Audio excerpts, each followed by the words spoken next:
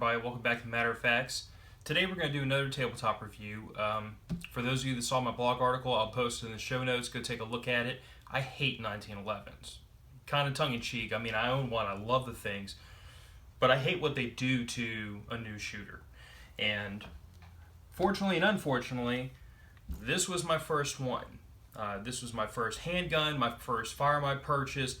This is the gun that was honestly my, not my EDC because I didn't conceal carry back at the time. I couldn't because of where I worked.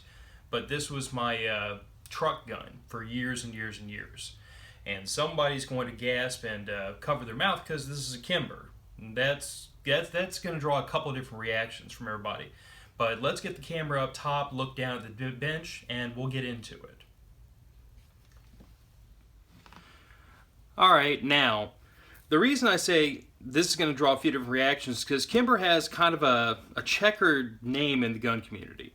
A lot of people have alluded to reliability issues with them. I haven't personally seen that. Some people consider them to be collectible. I don't own collectible guns. I don't collect guns. I shoot guns. So to me, this was always purchased with the idea of I wanted a quality 1911. I wanted a shooter. I wanted something I was going to be able to use, and this has fit the bill for me. So the idea that somebody's going to buy what admittedly, back in 2005 when I purchased this brand new was a $1,000 handgun, and they're going to use it like any other knock around 1911, somebody's going to put their hand up against their mouth and gasp. But I don't own collectible guns. I don't collect guns. I shoot guns. That's what this gun was bought for, was for me to shoot it and enjoy it, and I have. 12 years of ownership. This gun has been with me about almost as long as my wife has at this point, and it's been a very reliable, faithful companion. These magazines are loaded. They're not going to go in the gun. We'll put those aside for the moment. But that's it. This is a Kimber Custom TLE RL2 in Kimber speak. This is a custom, which is kind of the more bare bones among their models. It has the options, but doesn't have all the pretty finishes and everything on it. TLE is Tactical Law Enforcement. This was actually similar to a 1911 that was spec'd and issued to LAPD SWAT for several years.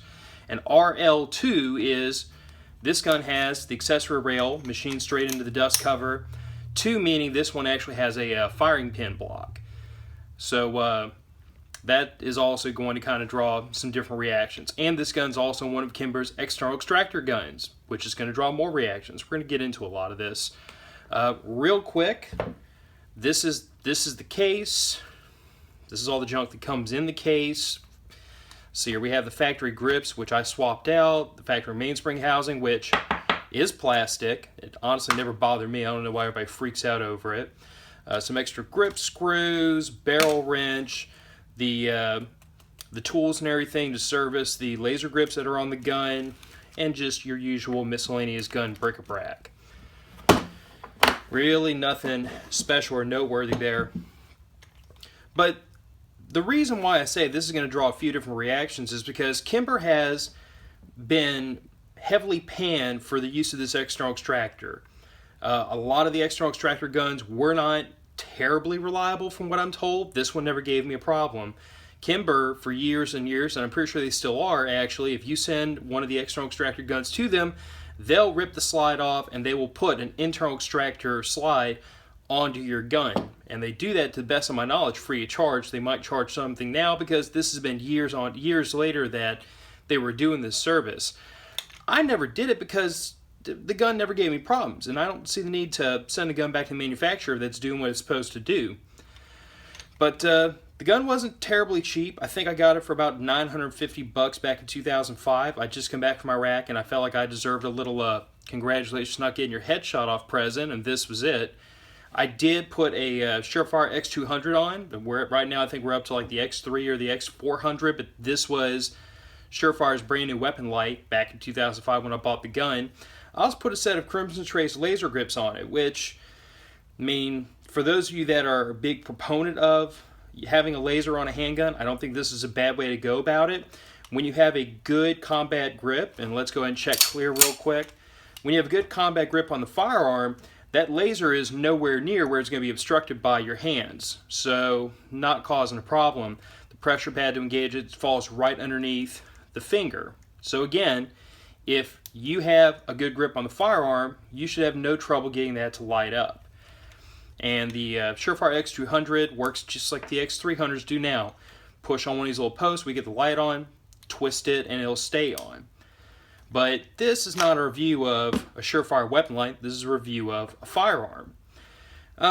My personal thoughts on Kimbers, honestly, I appreciate the aesthetics of them, but it's not the reason I bought the gun. The reason I bought the gun is because back at the time I bought this, if you wanted a firearm that had your front cocking serrations and had the commander hammer and had kind of some of the bells and whistles this gun has on, not to mention this rail, Kimber was one of your only options out there, honestly, unless you want to take a gun and send it to a custom shop. Since then, a lot of the other manufacturers have come online and kind of grabbed hold of this idea that they could put all this stuff on the gun and entice the customers into the door, but back then this was pretty much your only really good option. I don't really have anything bad to say about the gun. The trigger is typical 1911, being very short on the reset, very crisp on the pull, just a tiniest little bit of creep, which, I mean, honestly, at this point, the gun is 12 years old, and I don't know how many thousands of rounds through it. It could probably stand going to a smith and having everything tighten up a little bit, but I'm not going to complain about it.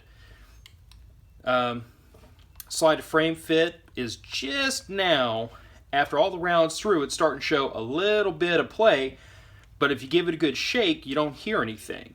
The guns are well put together, and after several years of shooting this fairly regularly, I mean, you can see a little bit of wear on the barrel.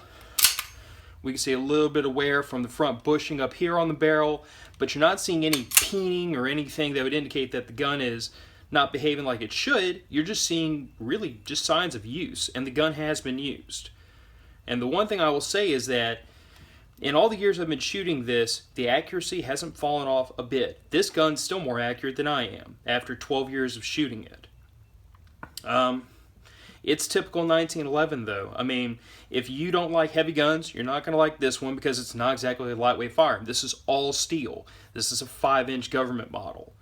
If you have issues with limited magazine capacity, these are your extremely long. Let me show you how much it pokes out the gun. This is a Cobra mag from Trip Research. It is empty. That hangs out the bottom of the gun a fair bit, but it's still only 10 round capacity. Now, I got these because I felt like this was kind of in keeping with the tactical aesthetic of the gun to have that extended magazine.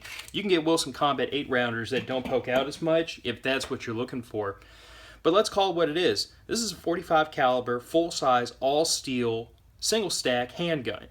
If you want a 1911, you're not going to be easily satisfied by anything else.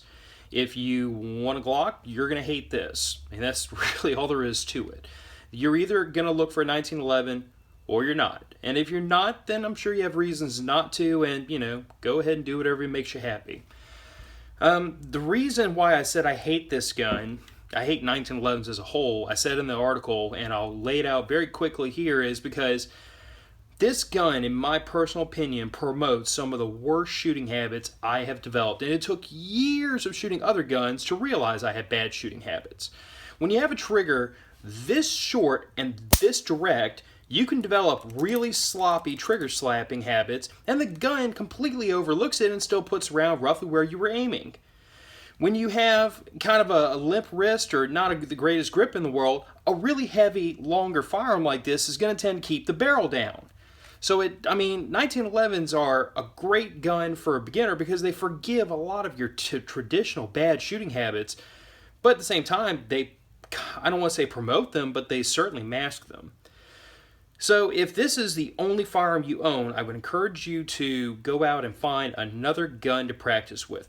See where maybe your trigger pull or your shooting habits could be a little bit better, and you'd be surprised how quickly you can improve your shooting even on this platform once you get those basics worked out.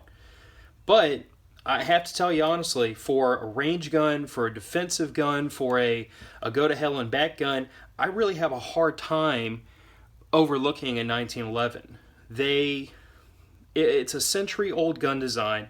that was so far ahead of its time when it was thought up, it's still a relevant, good working firearm today. Look at all the firearms that were created about the same time. You're talking about Lugers, and you're talking about a whole heap of guns nobody can even really think of because they didn't stick around. This semi-automatic handgun has withstood the test of time because it works as well as it does. And anybody out there that's a 1911 hater, you're still comparing another gun to this, and that tells you something right there, that this gun is at least good enough to be compared to a more modern design. Because no one thinks to themselves, you know what, my Glock is lighter than a C93 Borchardt from the 19th century. Nobody thinks about that. They think, oh, it's lighter than 1911. Oh, I got more magazine capacity. Oh, blah, blah, blah, blah, blah. You're comparing a gun designed 60, 70 years after this one was to this, and it still requires you to compare it to it. So I'm going to keep this short and sweet. I mean, 1911s are nowadays kind of, I hate to say they're a dime a dozen, but there's so many companies out there making really well-built 1911s that Kimber has kind of fallen into the background. But I don't think that you should completely overlook this gun or one of the more modern Kimbers if you're looking for a quality 1911. Is there better quality out there? Of course. Is there cheaper out there? Yeah, but we can make that argument about any firearm, any type of firearm. What I will say is that this gun has a place in my collection. It's no longer my home defense gun. It's not my EDC. It's a little more than a range toy because, I mean, if I had to pull a gun out of the closet because I heard a bump in the night and this was what my hand landed on, I wouldn't throw it down and grab something else. This, couple of magazines, 45 ACP, I'd be perfectly comfortable defending the home with this. This was my home defense gun and my truck gun for a lot of years, like I stated. So, for those of you out there that are looking for a 1911, give a Kimber a look. Honestly, I think that if you compare this against, say, your mid-level Springfields out there, and you compare this on price to some of your more esoteric custom guns that are out there, you realize you get a fair amount of value for your money.